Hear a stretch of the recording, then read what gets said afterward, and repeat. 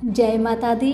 मेरे सभी प्यारे दोस्तों, मैं लक्ष्मी शर्मा बड़ों को चरण स्पर्श, छोटों को प्यार और बराबर वालों को दिल से नमस्कार करती हूँ।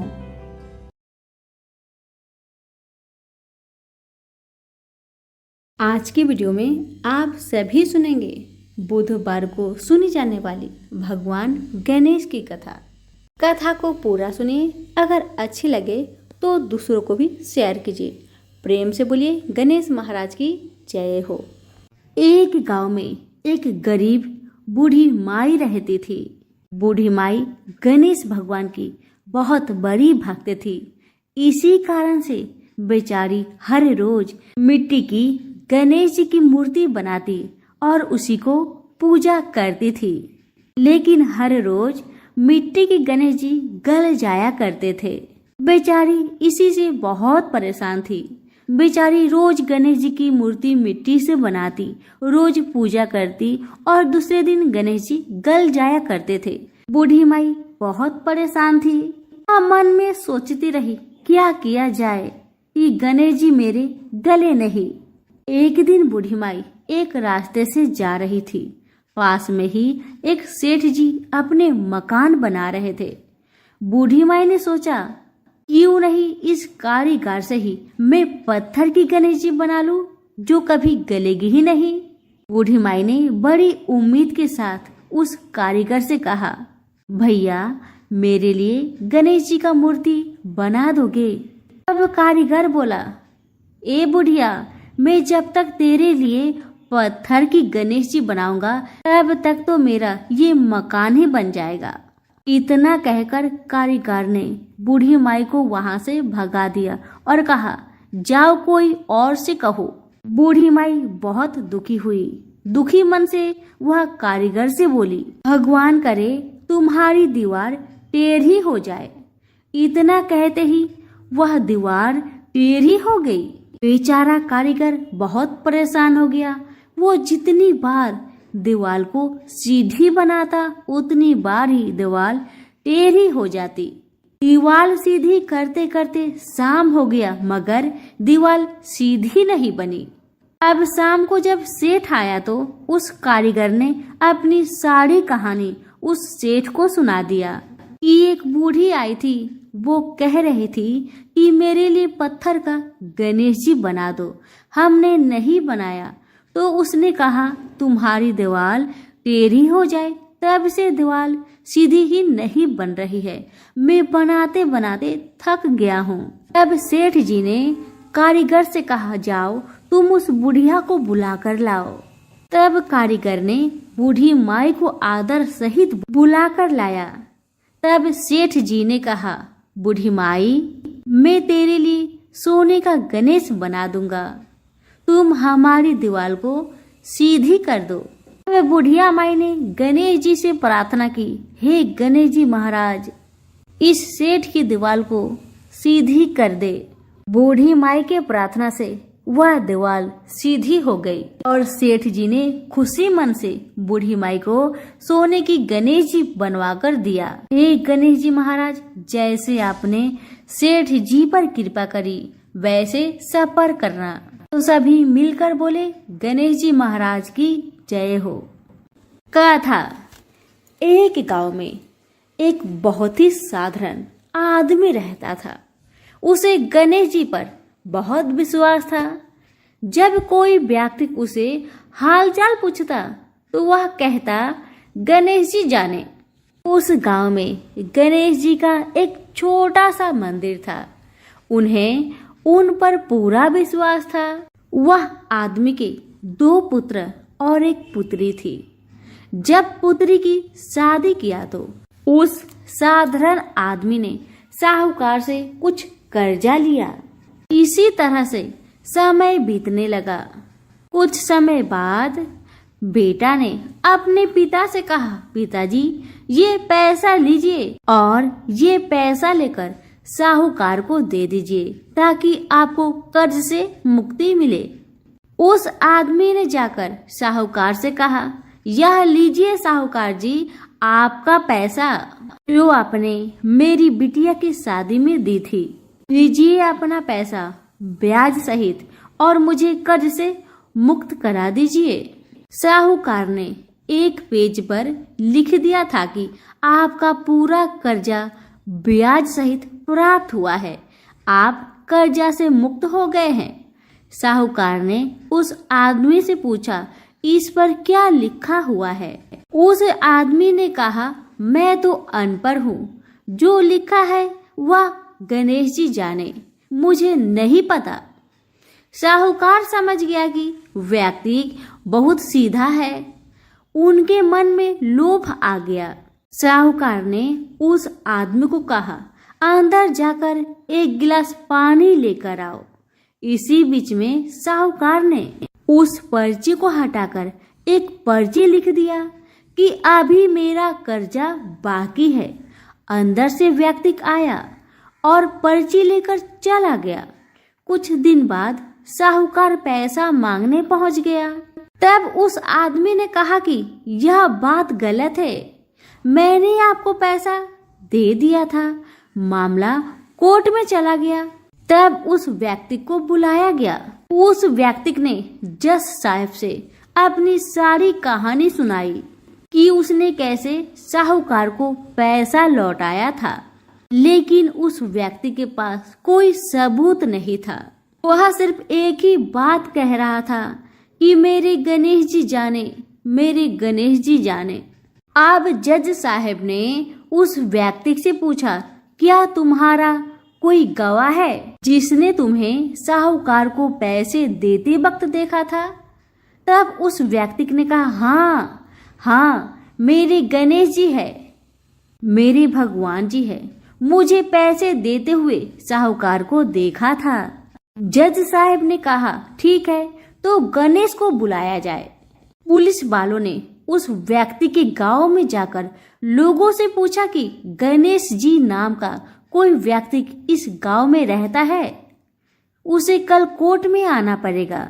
सभी गांव वालों ने एक ही बात कहा कि इस गांव में गणेश जी नाम का कोई भी व्यक्ति नहीं रहता है, बस यहाँ पर एक गणेश जी का छोटा सा मंदिर है।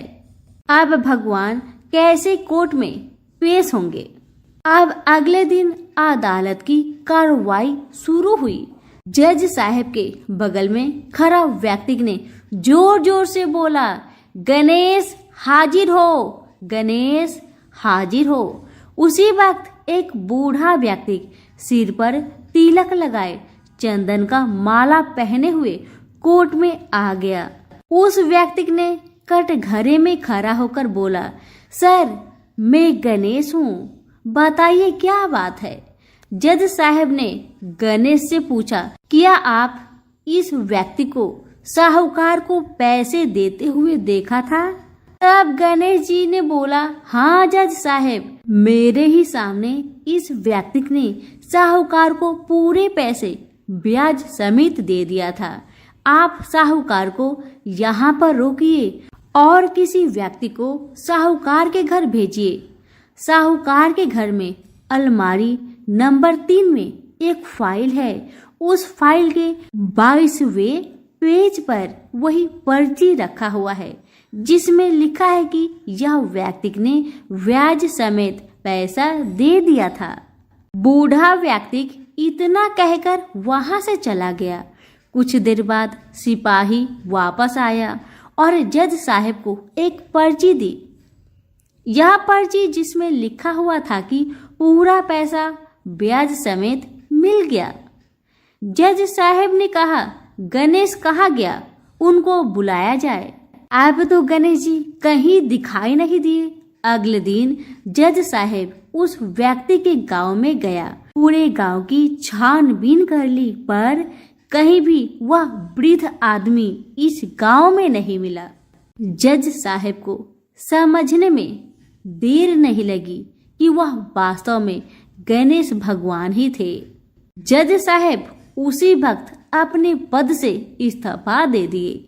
जज साहब भारत के सभी मंदिरों में घूम घूम कर उसके दरबार पर मिट्टी को अपने सिर में लगाते थे। इसी मंदिर में कभी बैठते ही नहीं थे। क्योंकि जज साहब कहते थे कि हमने भगवान को अदालत में बुलाकर खड़ा किया था, फिर मैं किसी मंदिर में कैसे बैठ सकता हूँ।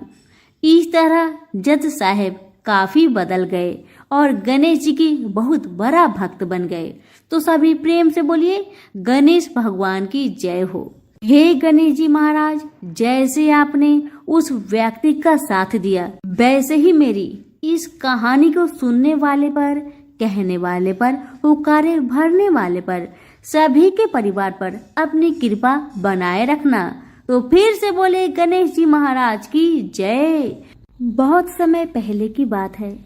एक गांव में एक मालिन अपने 4 बेटों के साथ रहते थे। उस मालिन की पति की मृत्यु हो चुकी थी और उसकी सास उसे बहुत ताने मारती थी, दिन रात बातें सुनाया करती थी। इसी तरह दुख से जीवन बीतने लगा। एक दिन की बात है, सास ने मालिन और उसके 4 बेटे को घर से निकाल दिया। मालिन और उसके 4 बच्चे चलते चलते जंगल में एक पेड़ के नीचे बैठ गए और उसी से थोड़ी सी दूर में एक गणेश जी का भव्य मंदिर था।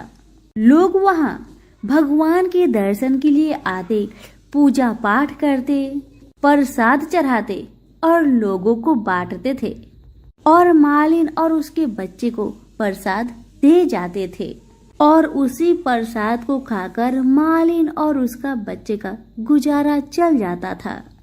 एक दिन मालिन ने सोचा, अगर हम मंदिर के बाहर फूलों की माला बेचेंगे या कुछ फूल बेचेंगे तो हमारी कमाई भी हो जाएगी और हमारा गुजारा भी हो जाएगा। ऐसा सोचकर दूसरे दिन मालिन अपने बच्चों के साथ जंगल में गई और ढेर सारा फूल तोड़कर लाई, माला बनाई और कुछ फूलों को ऐसे ही टोकरी में लेके मंदिर के सामने बैठ गई। अब तो उनकी बिक्री अच्छी होने लगी। इतना आमदनी होने लगा कि उन्हीं पैसे से उन लोगों ने एक छोटा सा दुकान और घर खरीद लिया। अब तो मालिन और उनके बच्चे अपने दुकान में फूल माला के साथ साथ पूजा के सारी सामग्री भी रखने लगे। अब तो हर रोज मालिन और उसके बेटे पहले गणेश जी की पूजन करते, फिर अपने दुकान को लगाते थे। इस कारण मालिन और उसका बेटा पर गणेश जी का बहुत कृपा था। उसी मंदिर में एक राजकुमारी गणेश जी के दर्शन को रोज आया करती थी। उसने जब मालिन के बेटे को देखा तो उसे मालिन का बेटा पसंद आ गया, क्योंकि मालिन का बेटा बहुत सुंदर था। अब राजकुमारी महल में जाने के बाद अपनी भाभी से कहने लगी, भाभी, मुझे एक लड़का पसंद आ गया है, मैं उसी से विवाह करूंगी। तब भाभी ने कहा, वह लड़का कहाँ रहता है, उसका घर कहाँ है? तब राजकुमारी ने कहा, वह लड़का पासी में जो गणेश जी का मंदिर है, वहीं पर उसका छोटा मोटा फूल का दुकान है, जिसमें वह लड़का और उसकी माता फूल और पूजन की सामग्री बेचा करते हैं। यह सुनकर उसकी भाभी ने कहा, ऐसा कैसे हो सकता है? एक छोटा मोटा फूल बेचने वाले से तुम्हारा शादी कभी नहीं हो सकता। तुम्हारे पिताजी एक राजा है और वह इस विवाह की मंजूरी कभी नहीं देंगे। पर राजकुमारी ने मन ही मन में सोच लिया था, विवाह करेगी तो उसी लड़के से करेगी, अन्यथा नहीं करेगी। अब उसकी भाभी ने राजा को सारी बात बताई। वह इस विवाह के लिए राजी हो गए। गणेश जी के आशीर्वाद से दोनों का विवाह धूमधाम से की गई। मालिन ने सबसे पहले वर वधू को गणेश जी का दर्शन कराकर उनका आशीर्वाद दिलाया। दूसरी तरफ मालिन की सास को खाने के लिए लाले पड़ गए थे। बेचारी ढूंढते हुए उसकी दुकान पर आई और उसके बेटे से बोली कि मुझे काम पर रख लो, मैं तुम लोगों का सारा काम कर दिया करूंगी। मालिन का बेटा अपनी दादी माँ को पहचान नहीं पाया और काम पर रख लिया। कुछ ही समय बाद मालिन भी वहाँ आई और अपनी सास को वहाँ देखा तो उसके बेटे ने बताया कि मैंने इनको काम पर रखा है।